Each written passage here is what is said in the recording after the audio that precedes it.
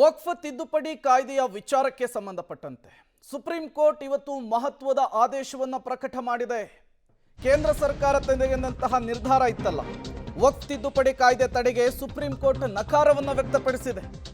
ಕಾಯ್ದೆಯ ತಿದ್ದುಪಡಿಗೆ ಸೂಕ್ತ ಕಾರಣಗಳಿಲ್ಲ ಅಂತೇಳಿ ಸುಪ್ರೀಂ ಕೋರ್ಟ್ ಸ್ಪಷ್ಟವಾಗಿ ಹೇಳಿರುವಂತಹದ್ದು.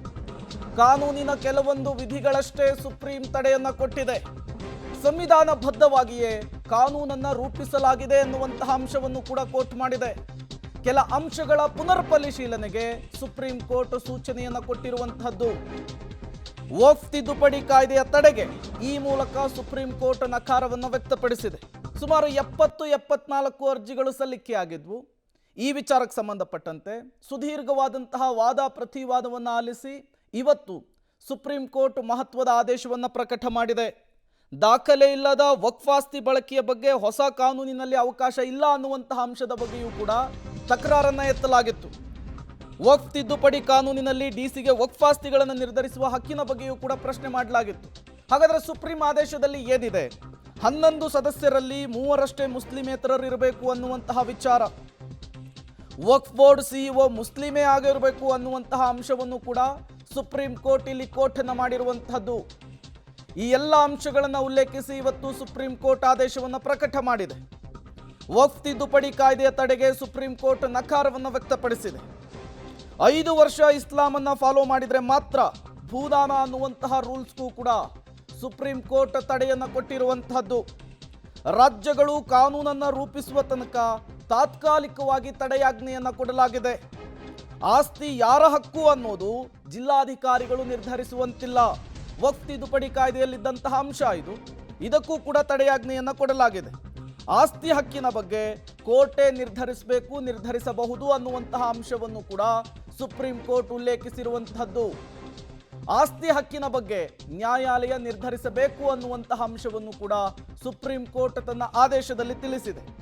ಈ ಮೂಲಕ ವಕ್ಫ್ ತಿದ್ದುಪಡಿ ಕಾಯ್ದೆಯ ತಡೆಗೆ ಸುಪ್ರೀಂ ಕೋರ್ಟ್ ನಕಾರವನ್ನು ವ್ಯಕ್ತಪಡಿಸಿದ್ದು, ಸಂವಿಧಾನಬದ್ಧವಾಗಿಯೇ ಕಾನೂನನ್ನು ರೂಪಿಸಲಾಗಿದೆ ಅನ್ನುವಂತಹ ಆದೇಶವನ್ನು ಸುಪ್ರೀಂ ಕೋರ್ಟ್ ಕೊಟ್ಟಿದೆ. ಈ ಮೂಲಕ ಕೇಂದ್ರ ಸರ್ಕಾರದ ನಡೆಯನ್ನ ಎತ್ತಿ ಹಿಡಿಯುವಂತಹ ಕೆಲಸ ಇವತ್ತಿನ ಸುಪ್ರೀಂ ಕೋರ್ಟ್ನ ಆದೇಶದ ಮೂಲಕ, ತೀರ್ಪಿನ ಮೂಲಕ ಹೊರಬಂದಿರುವಂಥದ್ದು.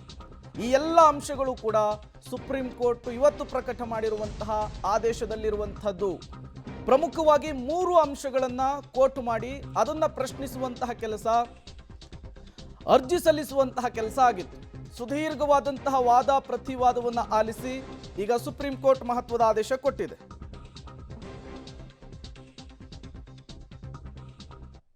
ಮತ್ತಷ್ಟು ಡೀಟೇಲ್ಸ್ ಅನ್ನು ಕೊಡೋದಕ್ಕೆ ಮಮತಾ ಡೆಸ್ಕ್ನಿಂದ ನೇರ ಸಂಪರ್ಕದಲ್ಲಿ ಜಾಯಿನ್ ಆಗಿದ್ದಾರೆ. ಮಮತಾ, ಕೇಂದ್ರ ಸರ್ಕಾರ ತಂದಂತಹ ಕಾಯ್ದೆಗೆ ಇವತ್ತಿನ ಸುಪ್ರೀಂ ಕೋರ್ಟ್ನ ಆದೇಶ ಮತ್ತಷ್ಟು ಬಲವನ್ನು ತಂದುಕೊಡ್ತಾ ಅಂತ ಹೇಳಿ. ನಿಶ್ಚಿತವಾಗಿ ಪ್ರೇಮ್, ವಕ್ಫ್ ತಿದ್ದುಪಡಿ ಕಾಯ್ದೆಯ ಸಿಂಧುತ್ವವನ್ನ ಪ್ರಶ್ನಿಸಿಕೊಂಡು ಈ ಅರ್ಜಿಗಳ ಸುದೀರ್ಘ ವಿಚಾರಣೆಯನ್ನ ಮೇ 30ನೇ ತಾರೀಕು ಒಳಗಡೆ ಕಂಪ್ಲೀಟ್ ಮಾಡಿತ್ತು, ರಿಸರ್ವ್ ಮಾಡಿತ್ತು ತೀರ್ಪನ್ನ ಸುಪ್ರೀಂ ಕೋರ್ಟ್. ಇವತ್ತಿನ ತೀರ್ಪಿನ ಹೈಲೈಟ್ಸ್ ಅನ್ನ, ಇದು ಮಧ್ಯಂತರ ತೀರ್ಪು, ಆ ಮಧ್ಯಂತರ ತೀರ್ಪಿನ ಹೈಲೈಟ್ಸ್ ಅನ್ನ ನಿಮ್ಮ ಮುಂದೆ ನಾನು ಇಡಬೇಕು. ಪ್ರಮುಖವಾಗಿ ಈ ವಕ್ಫ್ ಬೋರ್ಡ್ ಏನಿದೆ ಅದರಲ್ಲಿ 11 ಸದಸ್ಯರ ಪೈಕಿ 3 ಜನ ಮುಸ್ಲಿಮೇತರರನ್ನ ನೇಮಕ ಮಾಡಬಹುದು ಅಂತ ಕೋರ್ಟೇ ಹೇಳಿದೆ. ಇನ್ಫ್ಯಾಕ್ಟ್ ಇಲ್ಲಿ 5ಕ್ಕಿಂತ ಹೆಚ್ಚು ಜನರನ್ನ ನಾವು ನೇಮಕ ಮಾಡ್ತೀವಿ ಅಂತ ಕೇಂದ್ರ ಸರ್ಕಾರ ಹೇಳಿತ್ತು. ಹಾಗೆ ಮಾಡಬೇಡಿ, ಅದು ಅವರ ಶ್ರದ್ಧೆಯ ವಿಚಾರಕ್ಕೆ ಸಂಬಂಧಪಟ್ಟಂತಹ ವಿಚಾರ ಆಗಿರೋದ್ರಿಂದ 3 ಜನಕ್ಕೆ ಆ ನಂಬರ್ಸನ್ನ ಲಿಮಿಟ್ ಮಾಡ್ಕೊಳ್ಳಿ ಅಂತ ಒಂದು ಡೈರೆಕ್ಷನ್ ಅನ್ನು ಕೊಟ್ಟಿದೆ.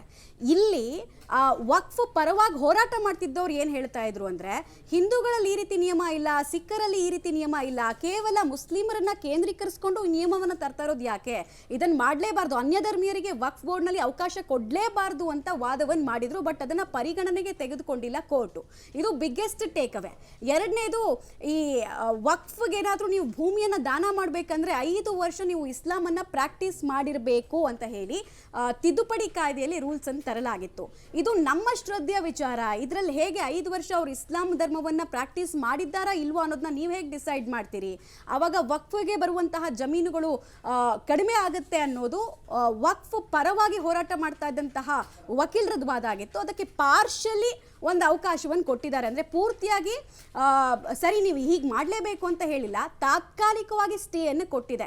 ಇದರಲ್ಲಿ ಒಂಚೂರು ಪುನರ್ ಪರಿಶೀಲನೆಯನ್ನು ಮಾಡೋಕ್ಕಾಗುತ್ತಾ ನೋಡಿ ಅಂತ. ಮೂರನೇದಾಗಿ ಜಿಲ್ಲಾಧಿಕಾರಿಗಳ ವಿಚಾರದಲ್ಲಿ ಹೆಚ್ಚಿನ ಅಧಿಕಾರವನ್ನು ಅವರು ಕೊಟ್ಟಿದ್ದಾರೆ. ಭೂಮಿಗಳ ವ್ಯಾಜ್ಯವನ್ನು ಡಿಸೈಡ್ ಮಾಡುವಂತಹ ಹಕ್ಕು ಅವ್ರಿಗೆ ಇರಬಾರ್ದು ಅನ್ನೋದು ವಕ್ಫ್ ಪರ ವಕೀಲರು ವಾದ ಆಗಿತ್ತು. ಆದರೆ ಅದನ್ನು ಪೂರ್ತಿಯಾಗಿ ಪರಿಗಣಿಸಿಲ್ಲ ಸುಪ್ರೀಂ ಕೋರ್ಟ್ ಹೇಳ್ತಾ ಇರೋದು, ಹೆಚ್ಚಿನ ರೂಲ್ಸನ್ನ ಫ್ರೇಮ್ ಮಾಡಬೇಕಾದ್ರೆ ಜಿಲ್ಲಾಧಿಕಾರಿಗಳಿಗೆ ಕೊಟ್ಟಿರುವಂತಹ ಅವಕಾಶ ಏನಿದೆ ಅದೇ ಫೈನಲ್ ಅಲ್ಲ, ಬದಲಾಗಿ ನೀವು ಕೋರ್ಟ್ಗೂ ಕೂಡ ಬರ್ಬೋದು ಅಂತ. ಮುಂಚೆ ಹೆಂಗಿತ್ತಂದ್ರೆ ಪ್ರೇಮ್, ಏನಾದರೂ ವಕ್ಫಲ್ ವ್ಯಾಜ್ಯ ಇತ್ತು ಅಂದರೆ ಅದನ್ನು ಡಿಸೈಡ್ ಮಾಡೋದಕ್ಕೆ ಅವರದೇ ಆದಂತಹ ಒಂದು ಟ್ರಿಬ್ಯುನಲ್ ಇತ್ತು. ಬಟ್ ಇನ್ಮೇಲೆ ಇದನ್ನ ಸಿವಿಲ್ ಡಿಸ್ಪ್ಯೂಟ್ ಆಗಿ ನಾವು ನೋಡ್ತೀವಿ ಅನ್ನೋದನ್ನ ಸುಪ್ರೀಂ ಕೋರ್ಟ್ ಹೇಳೋ ಮೂಲಕ ಕೇಂದ್ರ ಬಯಸಿದ ಹಾಗೆ ಆಗಿದೆ. 50%ಗಿಂತ ಹೆಚ್ಚು ಗೆಲುವು ಕೇಂದ್ರ ಸರ್ಕಾರಕ್ಕೆ ಈ ವಿಚಾರದಲ್ಲಿ ಸಿಕ್ಕಿದೆ Prem. Right, thank you Mamata ತಮ್ಮೆಲ್ಲ ಮಾಹಿತಿಗಾಗಿ.